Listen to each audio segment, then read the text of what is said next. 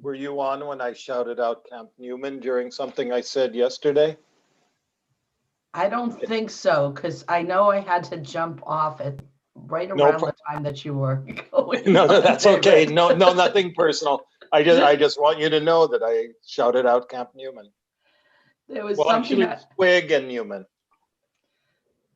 I was on one call yesterday where all of us were wearing Camp Newman suits. Like of 10 people, 4 were wearing Camp Newman. Well, Daryl, I still have a pair of Camp Swig boxer shorts from the 70s.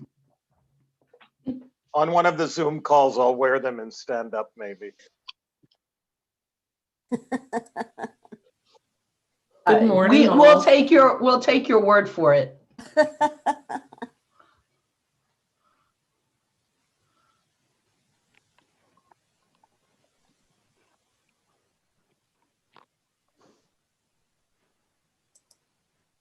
Okay, we are live. So I think we're going to hand over to Rabbi Jack Luxembourg. Bruchim Habaim. Welcome to the Zionist Beit Midrash. I'm Rabbi Jack Luxembourg, Vice Chairperson of ARZENU, and the Merakez, the coordinator for the Zionist Beit Midrash. Today we will learn with 3 outstanding teachers. Dr. Andrew Rayfeld, President of the Hebrew Union College Jewish Institute of Religion, only the 10th to hold that position in the 144-year history of the institution. Rabbi Talia Avnon Ben-Benisti, Director of the Israel Rabbinical Program at the Hebrew Union College campus in Jerusalem, responsible for training the leaders of our Israeli movement.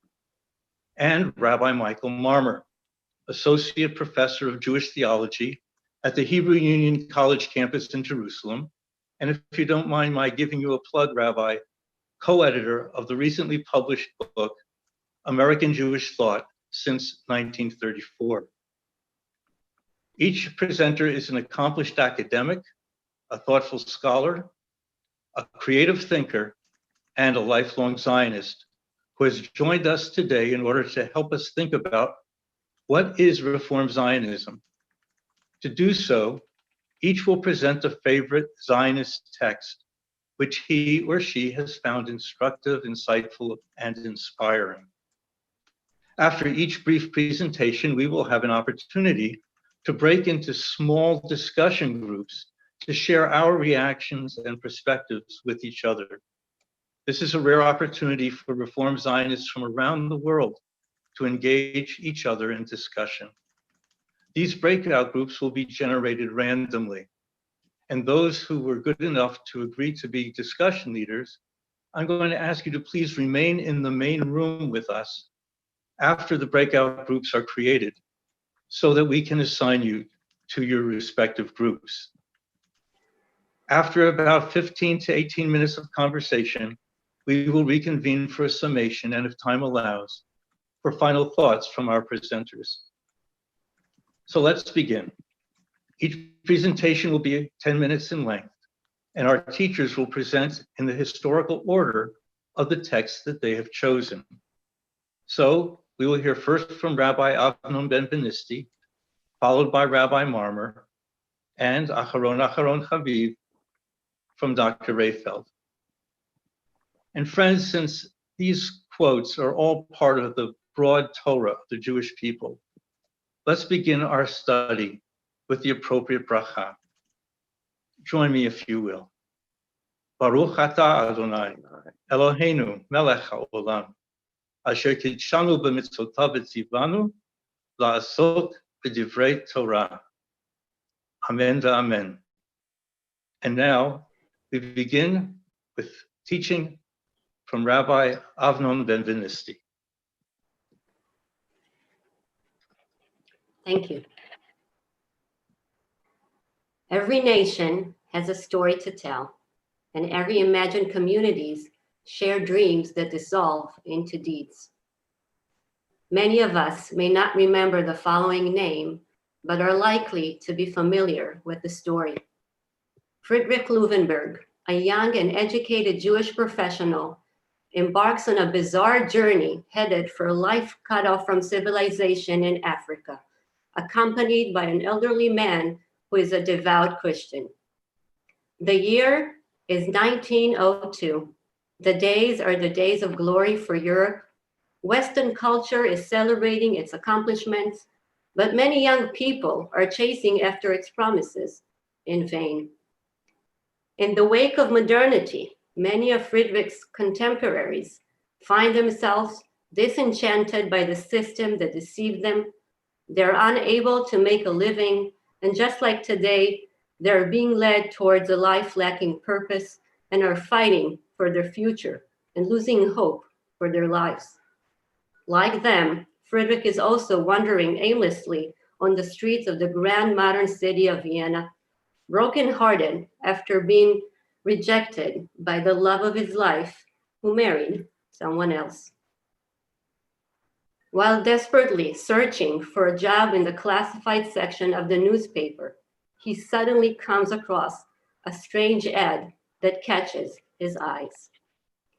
According to the ad, an elderly man who is a devout Christian is looking for a despairing young man to be his travel companion on a sea voyage to Africa.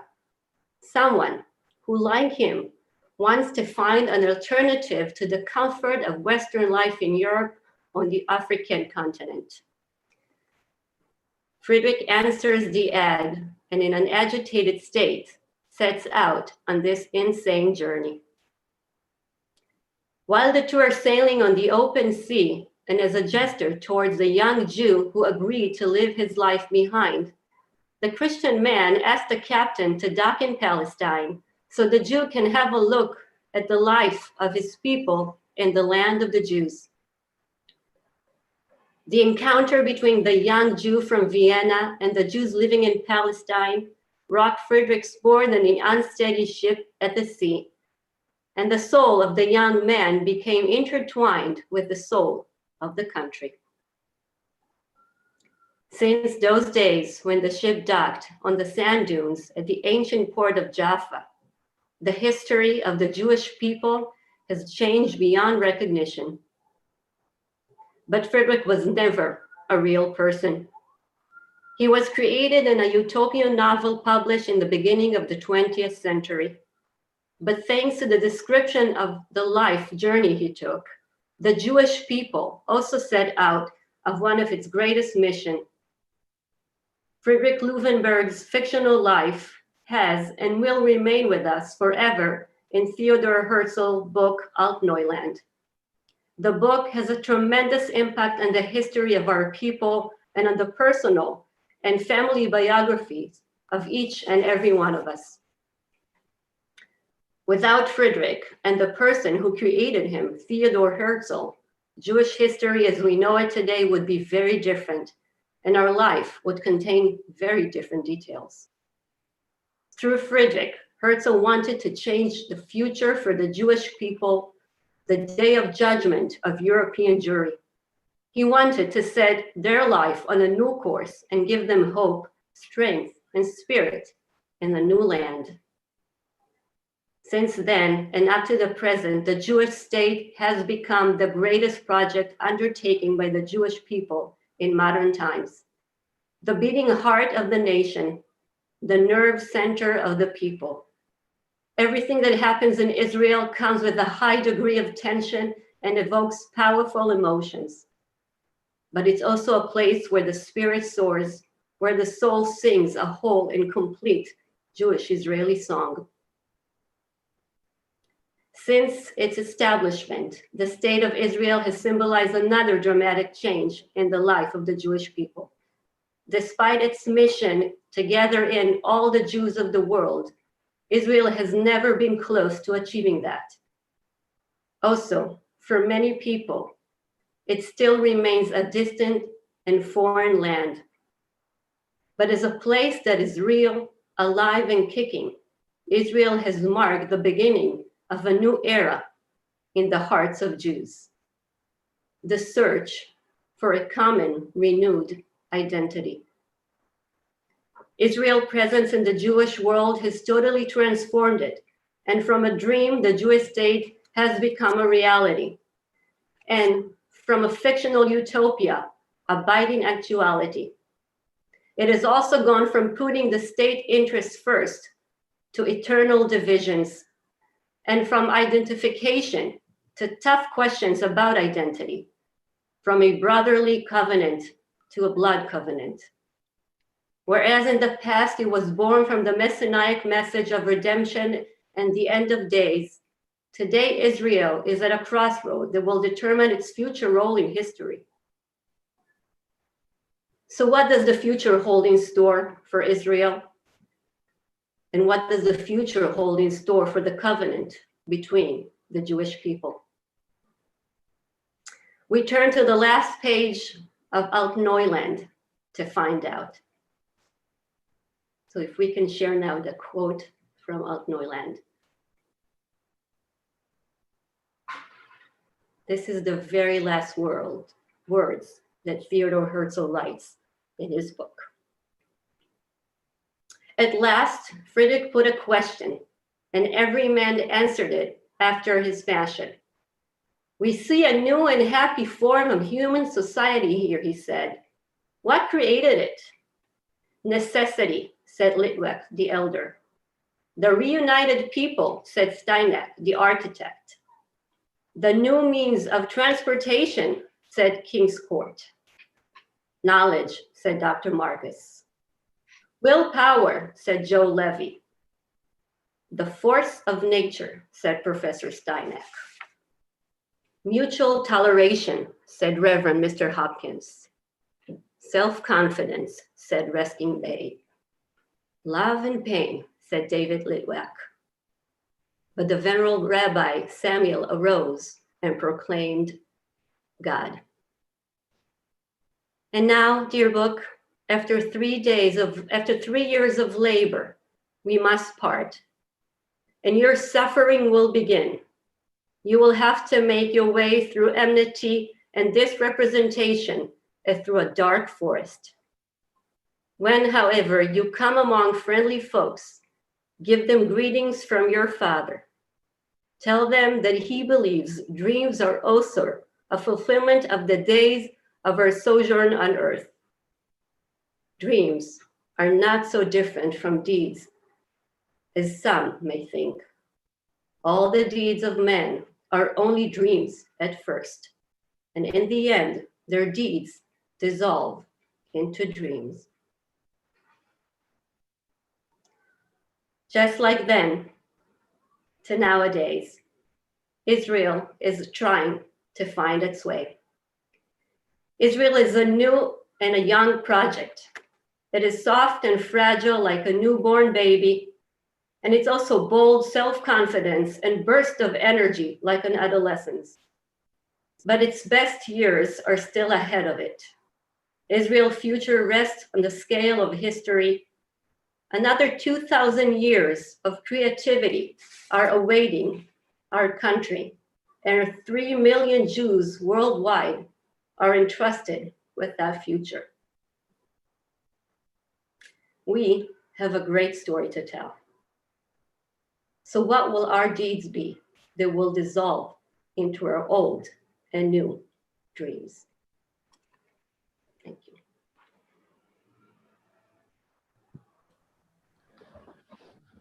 I guess it's me. Thank you, Talia. I'm going to spend just a few minutes talking to you and bringing to light a quotation from Judah Leon Magnus. Who was he? Was he a Zionist, and was he Reform? These are the three questions we all want to know. Who was he? He was born in 1877. He died a few short months after the declaration, after the establishment of the State of Israel. He died in October of 1948. Born in San Francisco, raised in Oakland, moved to Cincinnati, spent significant time in Berlin and other parts of Germany during his doctoral work, back to the States, where he had a number of key roles in the city of New York. He was a rabbi at Temple Emmanuel. I had great fun some years ago teaching one of Judah Magnus's very fiery sermons to the congregants of Emmanuel at Temple Emmanuel. And it was interesting to see how the decades, what difference the decades had made. It ends, by the way, that great sermon, it was from Passover 19 something, I can't remember exactly the year, by saying, you, the congregants of Temple Emmanuel, you need to decide, are you serious about your Judaism? Are you committed to Jewish renewal and Jewish culture? Or are you just kind of wishy-washy? Well, I'm pleased to report the congregants of Temple Emmanuel did decide, and Rabbi Magnus's tenure at that temple ended shortly after he gave the sermon. In New York, he maintained a number of positions, and if you're interested in the JCC movement and its precursor, something called the Kehillah movement, that's Magnus. He was there right at the very beginning. The Joint, the JDC, very involved in setting it up. A little congregation somewhere on the Upper West Side called BJ, B'nai Jeshurun, he was a rabbi there too. He has a remarkable story to tell. All this he had achieved, having completed his studies, I mentioned Cincinnati, at the Hebrew Union College. He originally, Dr. Rayfeld, was thinking of staying as librarian at the college, but he had difficult relations with the president and ended up not doing so. After New York in the early 1920s, in 1922, he finds his way to Palestine. He takes on key roles, both as president and chancellor of the Hebrew University. He is a crucial figure in the establishment of that keystone cultural institution of the nascent of the Yishuv and then of the State of Israel. And he's also involved in a number of what we would call today peace movements, which are on the edge or beyond the pale of the Zionist consensus. He dies, as I've mentioned, just a few short months after the establishment of the state during a visit to New York. He dies in New York with feelings of great ambivalence at the establishment of the state, which leads us to my second question. Was he, what kind of Zionist was he? Does he have a right to be included in a Zionist Beit Midrash? In the essay, a small quotation from which we're going to look at in a minute, earlier on in that essay, he relates to that question and says that a number of his friends say of him, and this is his voice now, although I live in Zion, I am not a Zionist at all, they claim. Then he says in typically, what's the word I'm looking for, trenchant fashion, I wonder where the ecclesiastic authority as to who is and who is not a Zionist rests. At any rate, the company of the band is varied and long, band, B-A-N-E-D, that's what he's referring to. And if I remember right, it at times even includes some of the faithful themselves. In other words, if I am to be placed beyond the pale by those who hold the torch for Zionist purity, that's not bad company to be in. Perhaps, he says, these friends are right. Maybe what I'm talking about is not Zionism, but even they will admit that it is the undying traditional chibat Zion, the love of Zion. What is it that makes Magnus such a controversial figure in the story of Zionism? It is that he is far away from what we might call political Zionism, the machinations of state building. That is far away. Herzl, who we just heard about from Talia, is not his hero. Rather, it's Herzl's counterpart, Achad Ha'am, the traditions of cultural Zionism, which most inspire Magnus. And Magnus has grave reservations about what the future holds if we are fated here in this land to be in a constant dance of death with the Arab peoples who also live here. Now, was he Reform? Well, he clearly was Reform and ordained by our institution, a leader in our movement, but highly critical. He was somebody who I think would have been highly critical of any institution or framework that he was part of. That was part of his DNA. He, by the way, regarded that as a key element of the finest traditions of reform.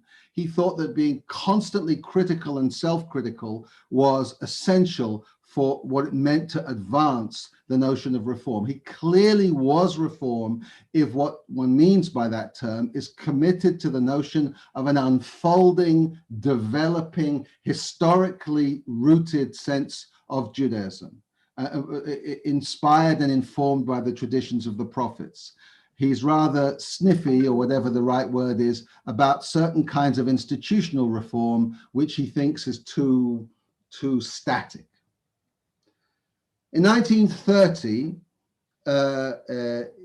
Magnus publishes a little pamphlet called Like All the Nations, question mark.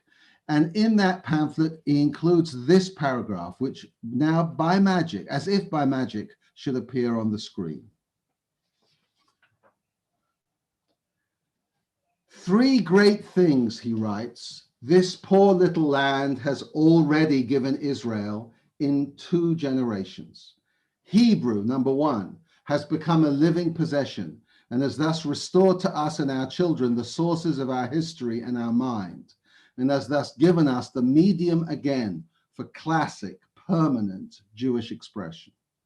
The second great thing is the return of the Jews to the soil, not only for the sake of a living from the soil, but also for the sake of their love of this particular soil and its indissoluble connection with the body of the Jewish people. Third, the brave attempt on the part of city-bred, school-bred young Jews, moderns of the modern, to work out in life, in the cities and on the land, a synthesis between the radicalism of their social outlook and their ancestral Judaism. It is problems of the same nature that a whole world in travail is laboring to solve. And among Jewry, no more splendid attempt at a synthesis has been made than here, in everyday life, and not in theory alone. What are the 3 things that in 1930, 18 years before the establishment of the state, what has the nascent Zionist movement already wrought? A revolution with regard to Hebrew, the revivification of the Hebrew language, the return to a particular place on the map with all the implications that that has for what Magnus calls the body of the Jewish people, and the return of Jews educated in a certain milieu, their commitment to try and work out a synthesis between their social outlook and their ancestral Judaism. This is at the heart of what you might call Magnus's progressive, yes, Zionist vision. If you come back to me for the final stirring peroration. What do we have here? We have a one-off, not somebody who followed the herd, somebody who represents, in my view, an aspect of our reform identity that sometimes we have let slip, a radical voice, an unsettling voice, a contentious voice, which became most associated in his lifetime with the question of whether we as Jews on this soil are destined to be constantly relying on what he called our bayonets, our weapons, or whether it's possible to imagine a future for this enterprise of reviving Hebrew and the Jewish people and the synthesis, which finds another source, another relationship with those who surround us. All of us on this call, I'm sure, are aware that there was a somewhat wildly utopian nature to Magnus's outlook and approach. But that said, at this stage of the Zionist movement and at this stage of our history, there is indeed renewed interest in those voices within the reform conversation and the Zionist conversation which may not have been center stage, voices which we ignore at our peril, voices which call us to reconsider what Reform Zionism might look like, must look like as we go forward. Here's my final sentence. It's not mine. It's from Magnus himself, the end of that booklet, which I was quoting from earlier. He says, when we go to our Jewish homeland, it is by an act of will, of faith, of free choice. And we should not either will or believe in or want a Jewish home that can be maintained in the long run only against the violent opposition of the Arab and Muslim peoples. Sadly, as we found out, it wasn't only up to us to decide that, but nonetheless, this is his vision. The fact is that they are here in their overwhelming numbers in this part of the world.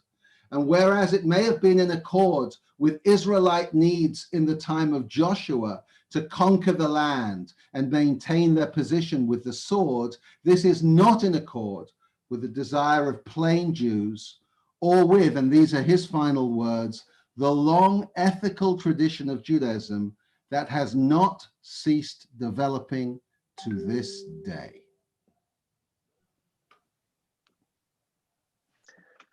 Well, thank you, Rabbi Marmer, for that stirring and inspiring talk, and Rabbi Avnon as well. My quote today jumps a few decades into Israel's founding document, the Declaration of Independence. And the reason I want to focus on it is it captures so much of what to me is the spirit of Zionism that we can take even to today. I'm going to do this by navigating what declarations of independence do and are, and particularly pull a quote from the middle of it, the very famous quote of paragraph 13, not yet, but in just a moment, to talk about what the legacy of the declaration is for us today. So the first thing to note about the declaration is that its establishment, its declaring, its publication, demonstrated that political Zionism had won. The kind of Zionism that Herzl was perhaps the most famous early promoter of, not the only, but perhaps the most famous, but not Magnus's Zionism, as Rabbi Marmer had described. Nor was there any doubt by 1948 that political Zionism had won. That point really had been won a few decades before. But the declaration provided the exclamation point on a process that had begun about 75 years before. Zionism would be and does mean the creation of Jewish sovereignty as an independent state within a specific land.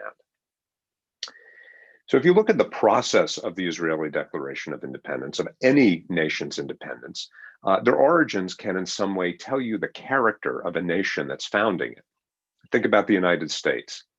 The document was written by a committee of 5, primarily by Thomas Jefferson, and then edited mostly through deletions by the entire Second Continental Congress over a 2-day period.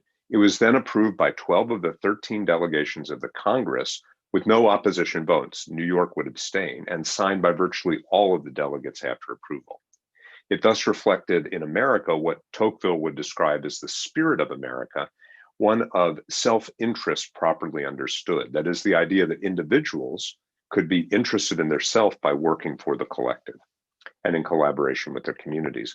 In Israel's case, the drafting reflected more of the bureaucratic and contentious nature of the Jewish people. There was an initial draft that went through at least 2 separate committees with more than a dozen people having some hand in writing it. And then when the vote was taken with some urgency as the British mandate was ending, it barely passed with only 6 of the 10 members present in favor, and with 3 members not attending for reasons of the conflict. It was ultimately signed by the leadership of the Yishuv, but it represented a tension within the politics of the moment.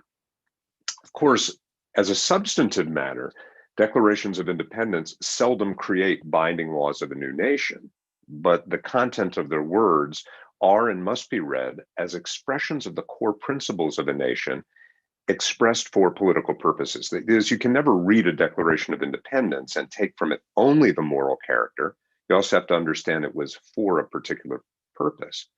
And so they're meant not just to express ideals, but to persuade, to motivate, and to say to external observers, we are independent and we insist that you recognize as such. Because of that, they are both idealistic and very practical documents, and once created, the political motivations of the document often recede from collective memory, and what's left are the ideals that stick with us. And those ideals help craft our own self-perception as a national entity, which is why they become, as a crafting document, so important. Think again about the United States. We remember the second sentence with its aspirational language. We hold these truths to be self-evident, that all men are created equal, that they are endowed by their creator with certain unalienable rights, that among these are life, liberty, and the pursuit of happiness, written by a slave owner. And right, the political side, we remember the ideal. And we don't so readily recall that most of the Declaration of Independence in America is taken up by a set of grievances, a long list, against King George, or that the choice to declare would mean, in the American case, that reconciliation with the crown would not be an option. And so too in Israel's case. Remember, this was signed just as the British were about to end their mandate and enter a fight between the Jews and the Arabs that was already intense and intensifying. The opposition favored, that is, who opposed it, favored an American ceasefire. They weren't against founding a Jewish state. It was a question of political timing. The question put to them was, should we declare or accept a truce with a decidedly uncertain outcome? Of note is how much was left unsaid in the document. It was more a declaration of independence of a people than perhaps of a state. While it located the nation in the land of Israel, for example, it explicitly deleted references to the contentious issues of borders that still divided factions from within the leadership. There's famously no mention of God in any conventional sense, though the idea of a rock of the people or of the nation was seen as a compromise position. The declaration created the first public statement and decision of what the name of the state would be. It would be Israel, not Judea or Zion or some other that were floated. And what did remain took on more significance as an idealistic document, particularly in the absence of an expected but never realized Israeli constitution. And portions of it, particularly from paragraph 13, would become part of Israel's basic law in the 1990s, assuring human rights for all citizens. And this is the quote that I want to look at right now in that famous paragraph. So if you could put up the quote, thank you. Let me open my screen so I can actually read the quote. The state of Israel will be open for Jewish immigration and the ingathering of the exiles. It will foster the development of the country for the benefit of all of its inhabitants. It will be based on freedom, justice, and peace, as envisioned by the prophets of Israel. It will ensure complete equality of social and political rights to all its inhabitants, irrespective of religion, race, or sex. It will guarantee freedom of religion, conscience, language, education, and culture. It will safeguard the holy places of all religions, and it will be faithful to the principles of the Charter of the United Nations. And note the specific and the particular as well as the universal. And yes, don't forget this is a political document, and having it here does express political purposes for people to be, have some confidence in the administration of the state. But it nevertheless contains some very core ideals that were baked into this founding document. Okay, you can take that down now. So most important to me, and the reason that I chose this quote, is that I believe that the Declaration of Independence provides a moral basis for any nation's existence, but in particular for Israel's. And this is a very important point that has sometimes get lost in the propaganda and popular press. The basis and justification of Israel's existence is often stated as a normalization ideal. That is, that the idea that the Jews have the right to enjoy what every other people in history has enjoyed, the right to have their own states and their own lands. I'm sure you've heard of this. Maybe some of you actually accept that. While it might be a good soundbite, it simply is not true. The math will show this. There are over 4,000 identified distinct peoples in the world. There are fewer than 200 sovereign nations, nor are the largest and most powerful nations based on a singular people. They are based on collections of people that form in a union for government protection, whether the United States, Germany, India, all prominent examples. And these are examples where states are formed to protect people and persons in all of their diversity, even though once created, a dominant culture will arise and over time will create a new people, if you will, over the centuries. The Israeli Declaration of Independence becomes much more than just a political document. It does no less than provide the moral basis for placing the devastating power of state sovereignty into the hands of a definable and distinct and discernible people. And the document does this by stating clearly what the principles of Zionism would carry with it, that the state of Israel would be founded on three core ideals. Number one, the security and defense of the Jewish people.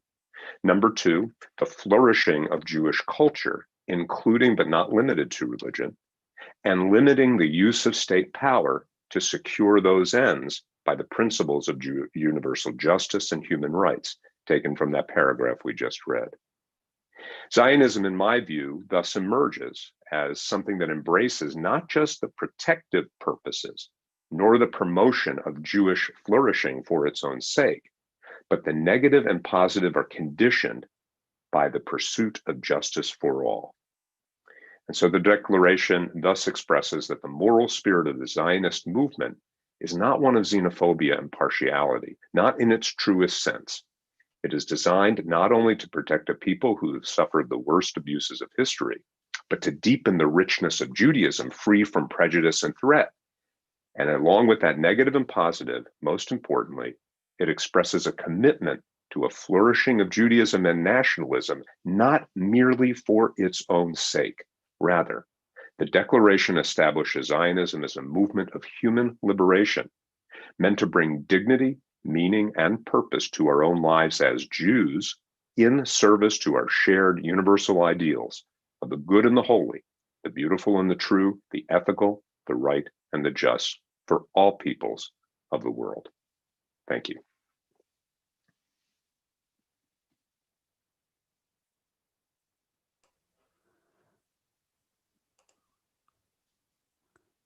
I think, Rabbi Jack, you might be on mute. Couldn't be a Zoom session without someone being on mute at one point. I can keep talking if that would be helpful. I think that we could continue to listen to not only Dr. Rayfeld, but to Rabbis Marmer and Avnon Ben-Vinisti for some time. But it's also important for us to pause, reflect, react, and share with each other. So at this point, we're going to break and we're going to go into our breakout rooms, and we'll stay there until 8:55. And then we'll bring everyone back together for a brief summation. That will give us about 15, let's see, it's 8:40. Will give us about 15 minutes in our groups. Please, again, be patient. We're going to break everybody out to the group. If you're invited into a room, please click yes. And for those who are discussion leaders, please remain in the main room to be assigned. Thank you very much to our tech crew for making this possible. We'll reconvene at 8:55.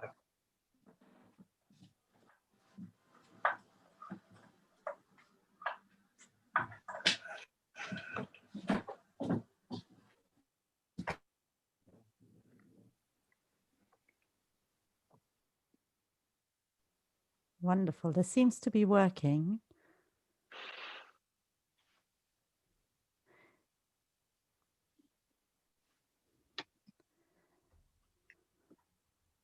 Have our facilitators already been assigned the right groups? Tech team? Yes, the facilitators have been assigned so they can go to their breakout rooms now. Perfect. So if you click yes.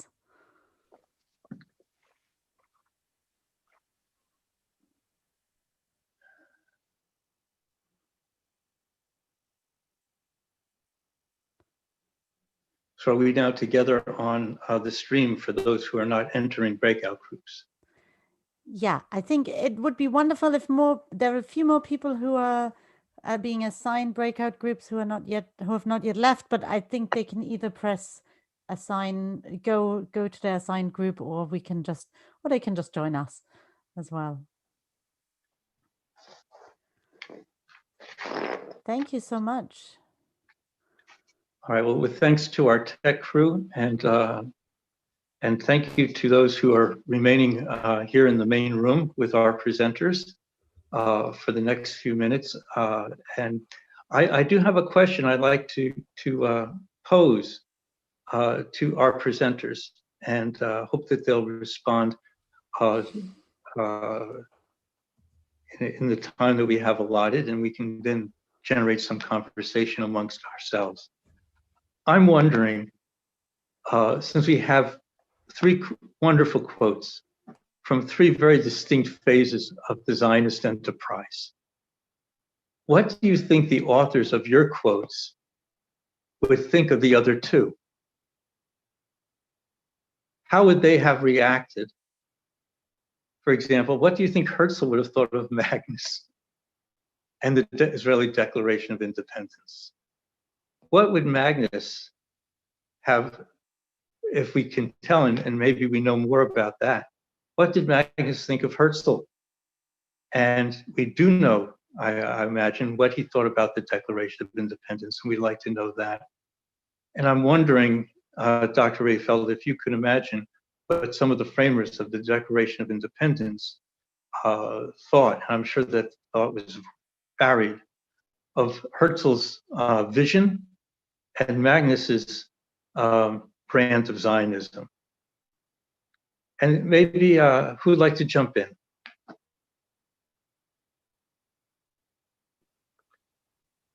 I'd encourage Rabbi Avnon, if you want to go back through history, because it's sort of, it would seem just, but I don't want to put you on the spot.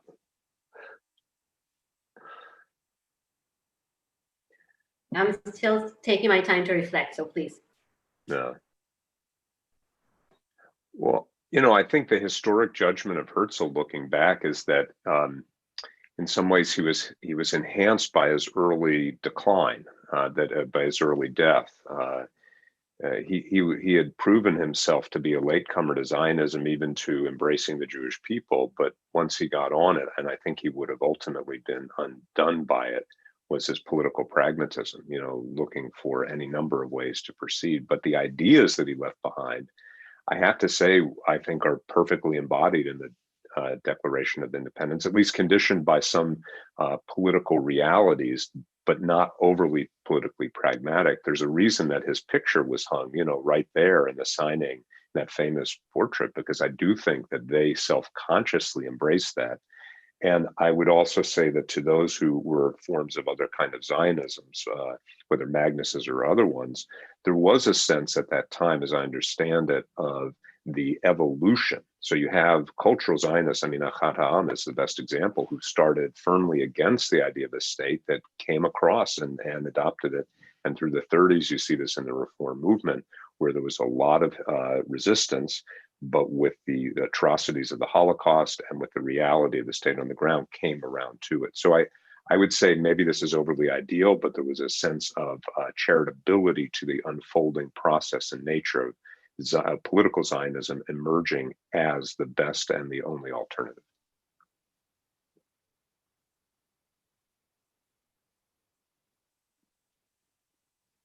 Rabbi Marmer, I'm wondering if you can put yourself back into the shoes of Dr. Magnus and reflect on this as well. Well, Magnus had been, we know, had been stirred by Herzl. Actually, already in the 1890s, before Herzl called the Zionist Congress, Magnus had published a pamphlet called Palestine or Death. So he was pretty much there at the heart of that enterprise, and became convinced that Zionism, I think there's somewhere, I'm not a Magnus expert, our colleague David Barak Gorodetsky, a graduate of our Israeli rabbinic program, wrote a great book about Magnus, and can tell you what Magnus had for lunch every day. I'm afraid I'm not, I'm an amateur in that regard, but I do recall, if I'm not mistaken, that he was very stirred by reading Alt Neuland. He was very taken up with the promise of the Zionist movement.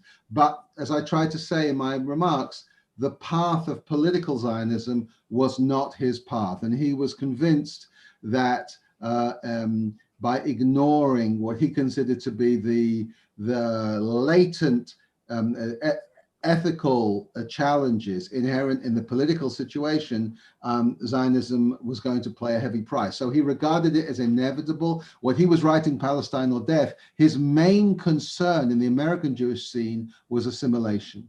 He saw what he considered to be the perils of assimilation, and saw Zionism, the Jewish cultural renewal, as a contra to that risk or to that threat. With regards to the establishment of the state, there are some it's kind of touching his final months. He's in New York. I believe that Weizmann might have been there at the same time. There's a scene, I think, in which he shakes the hand of Weizmann at the Waldorf Astoria or some such thing, and says to his son, Magnus says to his son, you know, I don't want you to think that I'm not excited by this. He was stirred and moved by the establishment of the state, but he was also deeply, deeply concerned. Events such as the Deir Yassin massacre and so forth, he was exactly the kind of bleeding heart, self-hating Jewish Zionist liberal that everybody likes to pillory so much. And he did so unafraid to incur everybody's criticism. So it's interesting the way these three sources panned out. There is a continuum here. There is a continuum here. Maybe it speaks to the health and vigor of how Zionism was and how it's developed, that these voices could find some sort of a home. They were in relation to each other.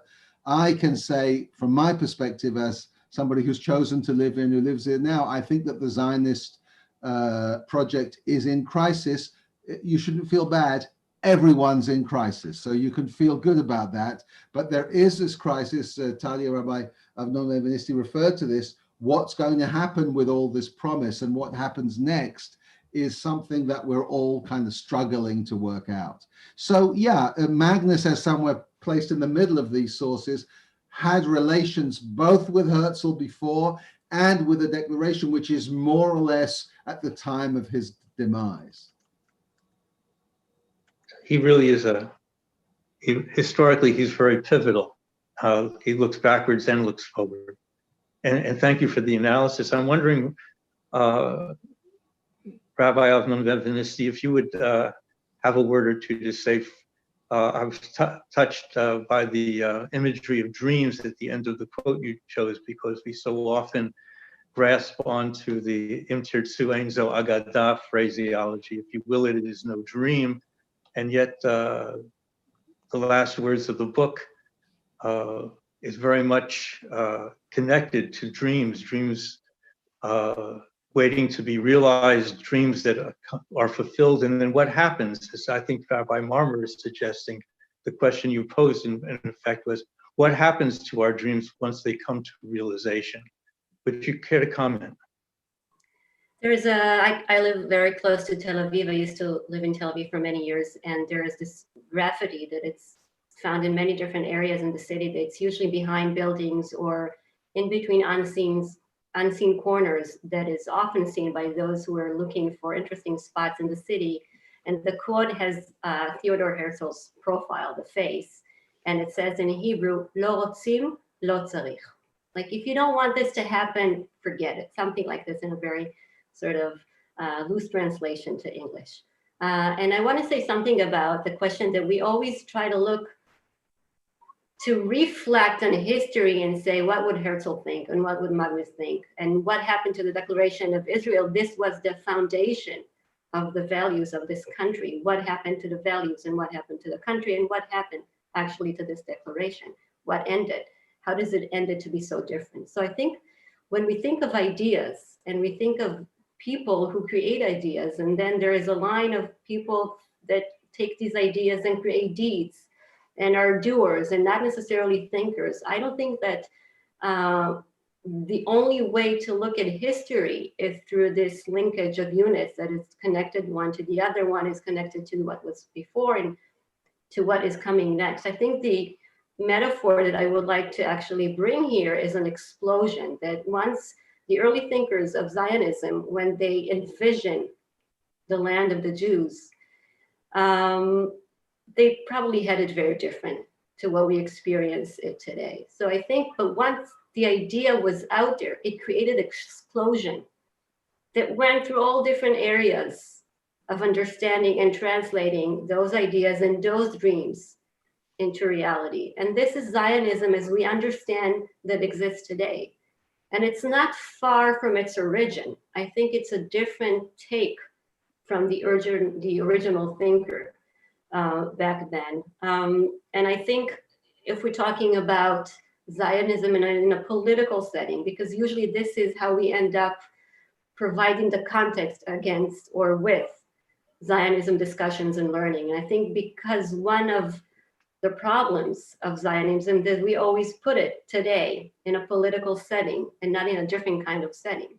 And one of the things we can do to help us is to release it from any kind of political talk or political learning settings, and to free it back to the world and see then what happens to Zionism in the next few decades of the land of the Jews and the land of Jewish people.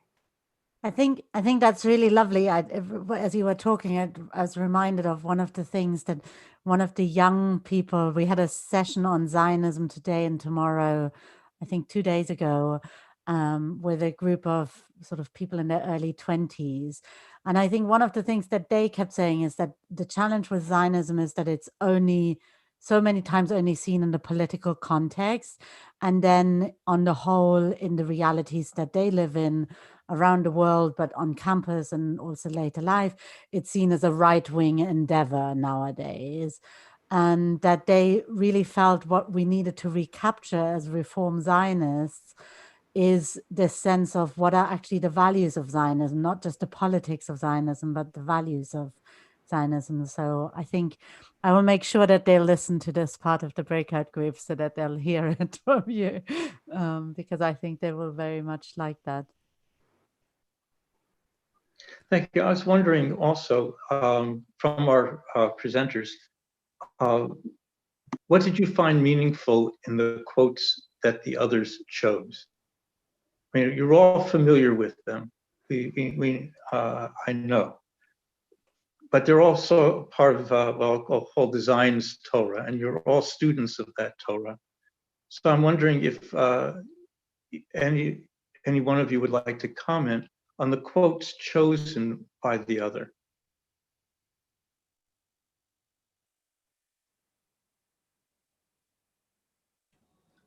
I think I can relate to the Declaration of the State of Israel.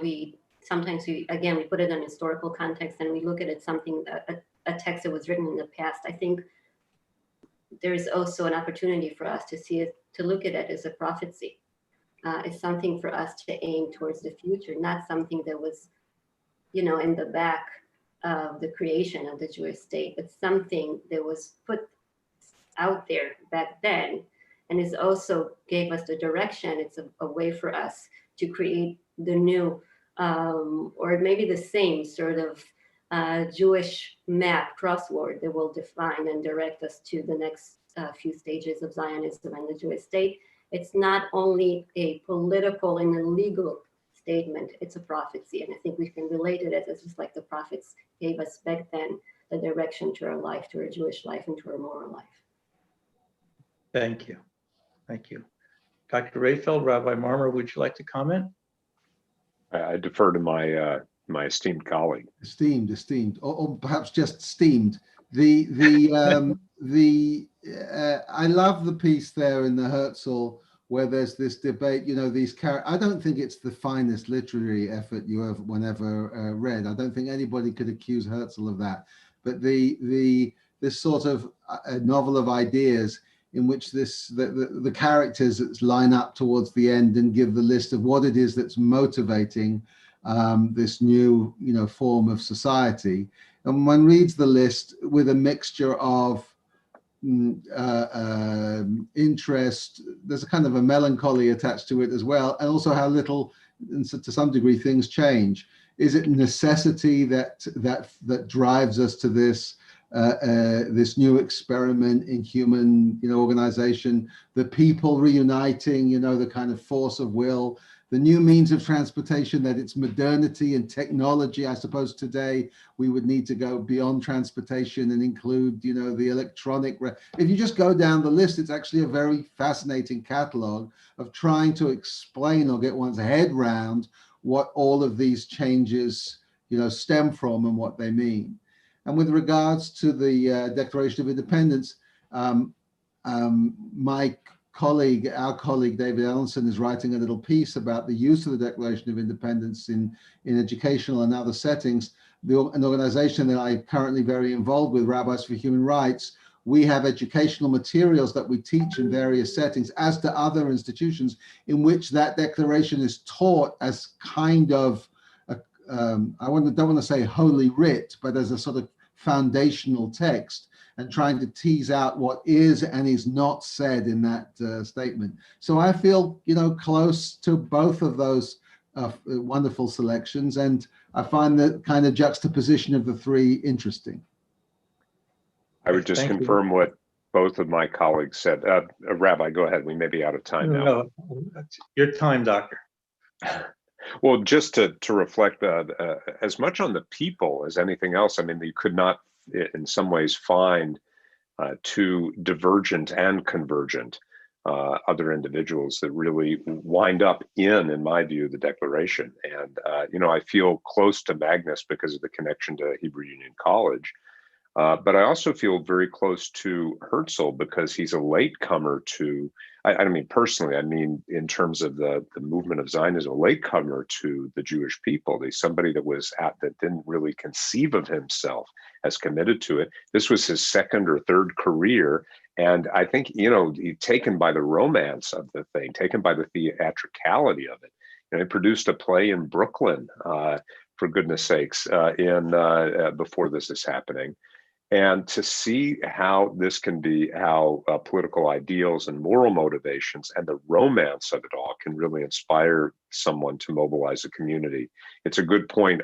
To me, he was a religious man in that sense. The artistry of religion that raises up a community and then is expressed politically is expressed in all of these. So I'm cognizant of time, so I'm keeping it short. But thank you, Rabbi. Well, thank you. We have about 3 minutes left, and I'm wondering if in about 30 seconds, each of our presenters could share one thought that you would like our attendees, all of whom were about to be engaged in the work of the World Zionist Congress. What would you like them to take away from this session? Just one thought.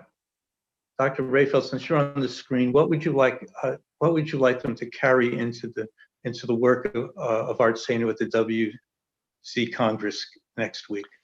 The core idea that we all know, I think, given this is ARZENU, but that love of Israel does not mean love of government, love of politicians, love of policy. We know that in America, where we have core ideals of what it means to love America, freedom, independence, maybe even capitalism.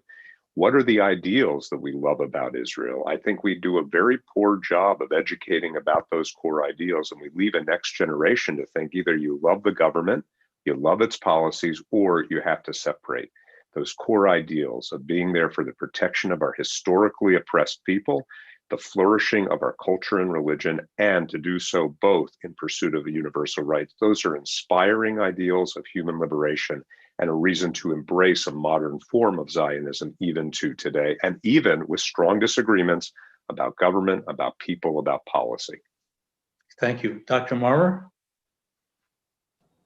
That if all you have in your lexicon or arsenal of Zionist terminology is the thought of Judah Magnus, then you don't have enough. But if you lack this perspective, you lack something very significant. If all we do is engage in the question of the art of the possible, right? We can lose sight of what Martin Buber said, that Jewish politics ought to be the art of the impossible. Our being engaged with the question of what is the great adventure, what is the great possibility, what is the great potential for within the vision of a progressive Judaism, an unfolding historical Judaism that living in Hebrew, living connected to the land, trying to open up our possibilities of expression, what potential is held there, and let's not be so dazzled by the great array of challenges to that we lose sight of that exciting potential. Thank you very much. Rabbi Avnon Ben-Venistiev, what should we carry into the Congress?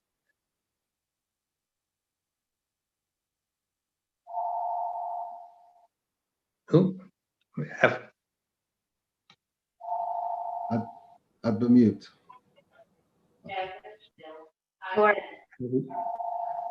For generations in Zionism, for my grandparents, their part of the Zionist project was to establish a country.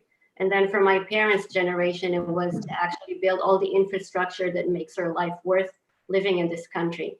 I think for my generation, the project, their part of the project, our part is to actually stay in Israel and continue the linkage to this place. And I'm just asking all of us together, what will be the part in the Zionism project for the next generation, for the Jewish millennials that are actually taking over the era of Zionism? What will be your part of the project of Zionism? Thank you.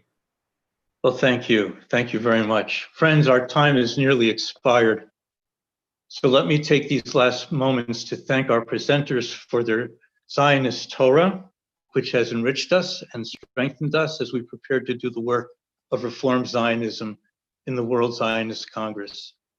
I want to say thank you also to all our delegates, alternates, and observers and friends of ARZENU from around the world who have joined us for this session and who will next week carry our banner into the work of the 38th World Zionist Congress. Lachatz lechem. Here's to your success and to your achievement on behalf of all of us. Shalom.